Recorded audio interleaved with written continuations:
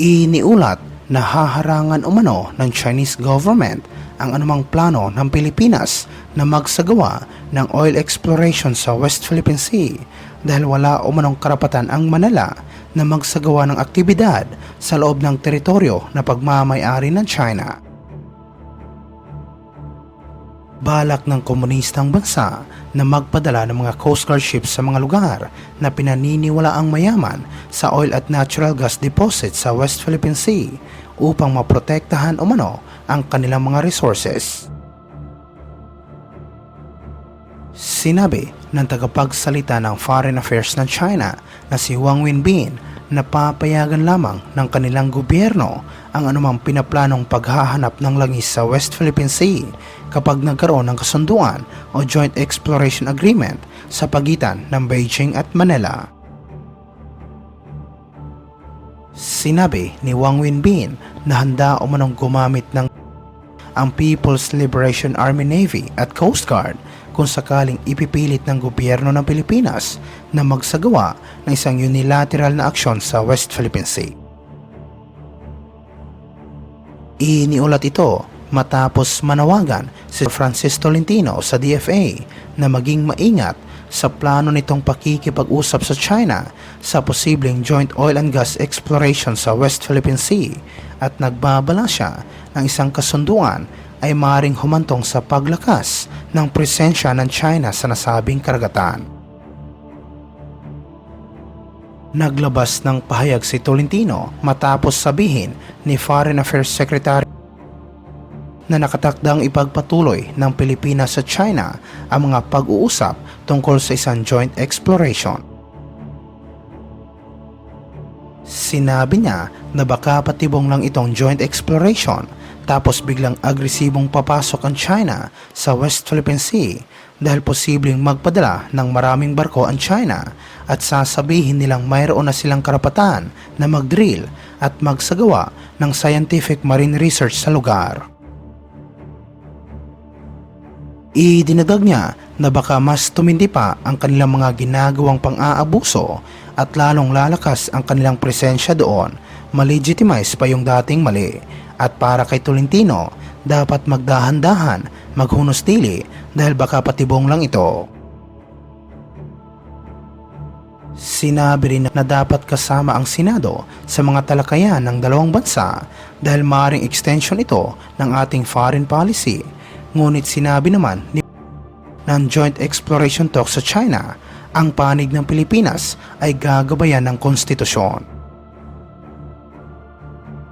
Gayunpaman, iginiit ni Tolentino na dapat ding kilalanin ng komunistang bansa ang 2016 arbitration ruling na kung saan ay pumabor sa Pilipinas at nagbigay ng karapatan sa bansa na i-explore ang sarili nitong exclusive economic zone.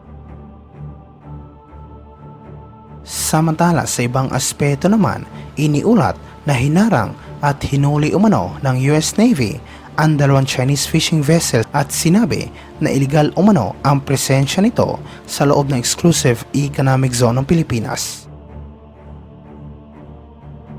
Sinabi sa pahayag ng US Navy na sinubukan umano nilang payuhan ang mga Chinese na umalis ngunit pumalag umano ang mga ito at sinabihan ang US Navy na sila dapat ang umalis sa lugar dahil nasa loob sila ng teritoryo ng China.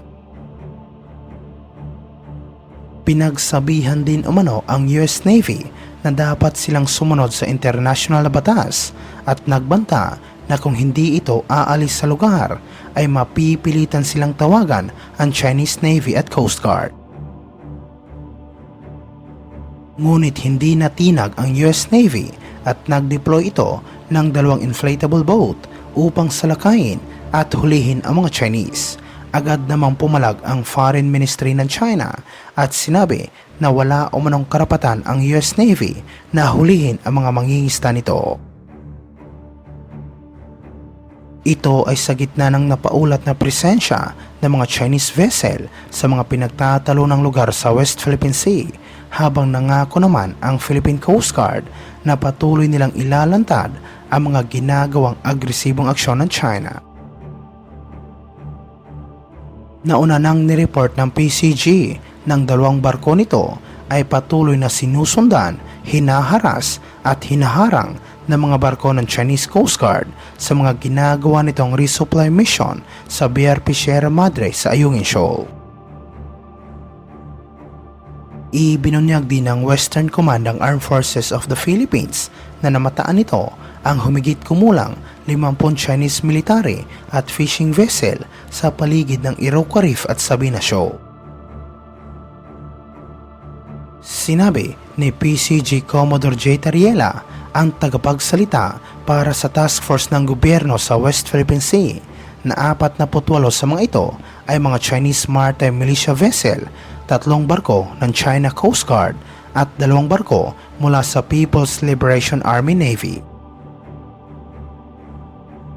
Sinabi niya sa isang interview na naniniwala ang PCG ng presensya at pagkukumpulan ng mga Chinese ay naglalayong sakupin ang mga nasabing lugar. Anya, ang Iroquois Reef at Sabina Shoal ay parehong matatagpuan sa katimugang bahagi ng Recto Bank na kung saan mayroong maraming service contract para sa oil exploration.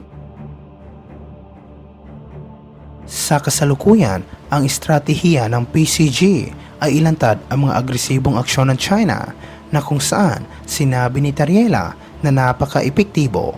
Ito ay isa umanong pamamaraan upang matiyak na ang agresibong pag-uugali ng Beijing at mga pananakot nito ay pupunahin ng international community.